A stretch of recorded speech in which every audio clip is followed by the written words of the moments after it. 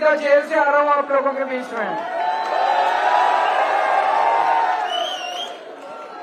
इन लोगों ने मेरे को जेल में डाल दिया।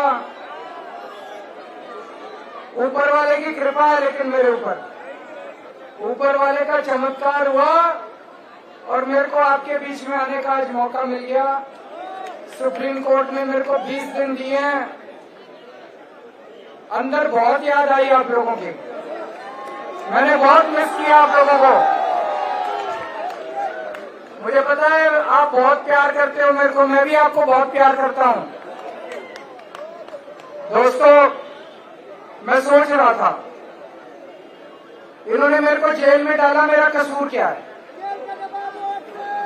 मेरा कसूर क्या है? मैं एक छोटा सा आदमी हूं, छोटी सी हमारी पार्टी है, 2 राज्यों में है, पंजाब में, दिल्ली में।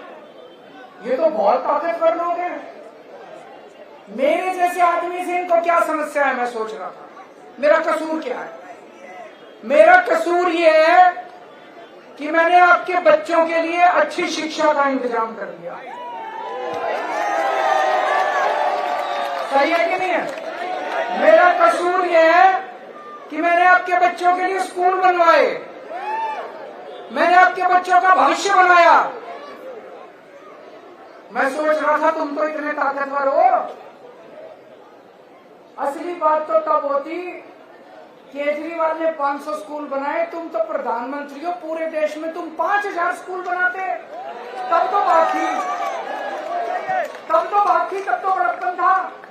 तुम केजरीवाल ने 500 स्कूल बनाए, इसको जेल में डाल दो और स्कूल नहीं बनाने देंगे। ये क्या बात है? ये तो गलत बात है, इससे देश की तरक्की नहीं होती। मेरा कसूर ये है कि मैंने पहले दिल्ली में 10-10 घंटे बिजली नहीं आया करती थी, मैंने आपके लिए 24 घंटे बिजली का इंतजाम करा। तुम इतने बड़े आदमी हो, तुम्हारा बड़प्पन तो तब था,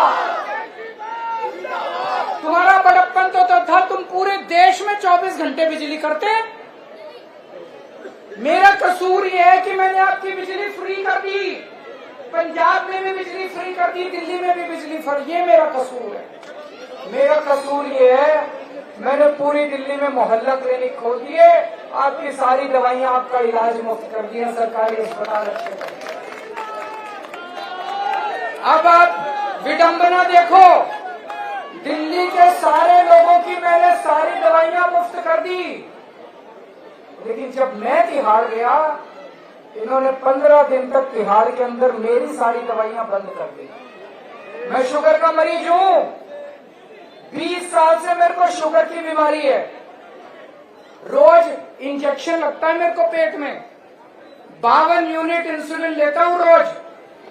इन्होंने 15 दिन तक तिहाड़ के अंदर मेरा इंसुलिन का इंजेक्शन बंद कर दिया।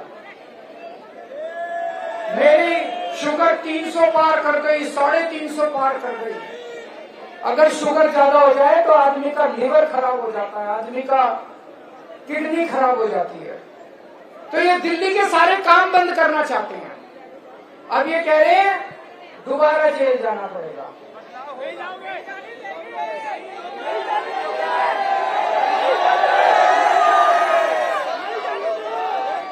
मैं दोबारा जेल जाऊंगा कि नहीं जाऊंगा ये आपके ऊपर है।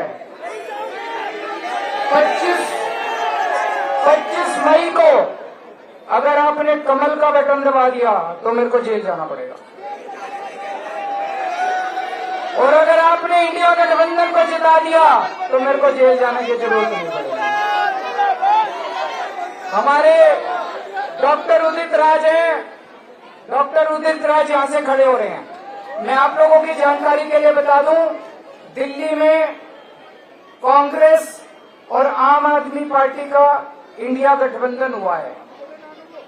3 सीटों पे कांग्रेस वाले लड़ रहे हैं, 4 सीटों पे आम आदमी पार्टी वाले लड़ रहे हैं। पता है आप लोगों को?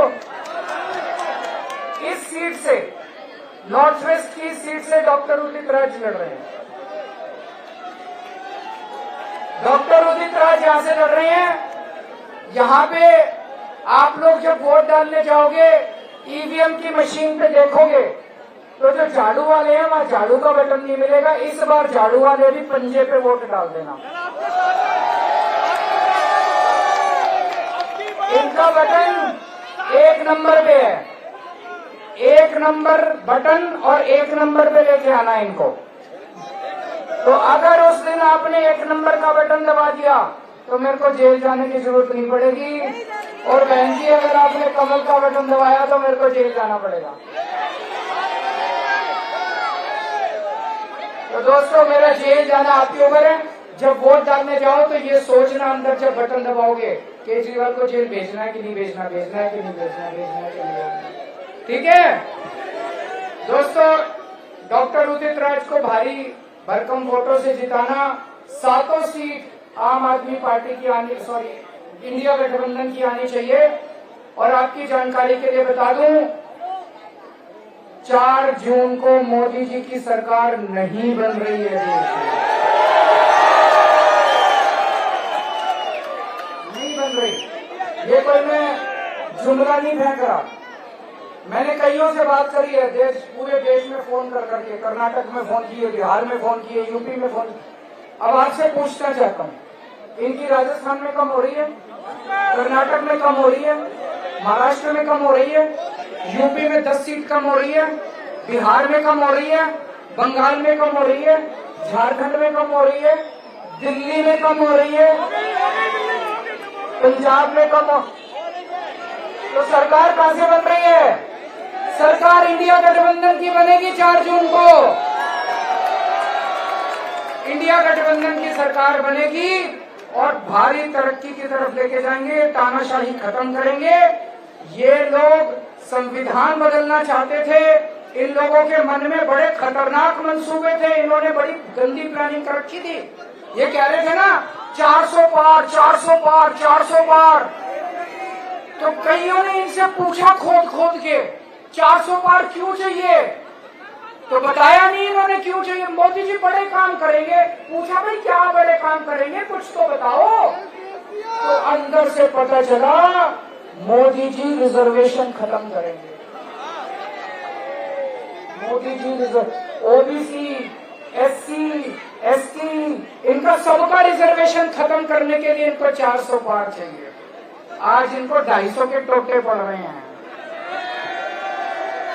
दोस्तों अपना देश महान देश है, अपने देश को बर्बाद करना चाहते हैं। बाबा साहब अम्बेडकर शानदार संविधान लिख के गए थे, उस संविधान को खत्म करना चाहते हैं ये लोग। उसको बचाने की जिम्मेदारी एक एक आदमी के ऊपर है, आप लोगों के ऊपर है। दोस्तों केजरीवाल तो बहुत छोटा सा आदमी है, मैं जेल जाऊं ना जाऊं ये मैटर नहीं करता, ये मैटर करता है कि देश का संविधान बचना चाहिए और उसको बचाने की जिम्मेदारी एक एक आदमी के ऊपर है, आपके ऊपर। भारत माता की। वोट डालने सारे जाना, सारे वोट डालने जाना। धूप बहुत है, लेकिन ये सोचना ये सबसे बड़ा देशभक्ति का काम है। ये चुनाव मामूली चुनाव नहीं है। अगर ये चुनाव गलती से भी ये लोग जीत गए, अगला चुनाव नहीं होगा भाई साहब, फिर देश में चुनाव होने बंद हो जाएंगे, तानाशाही आ जाएगी हमारे देश। भारत माता की।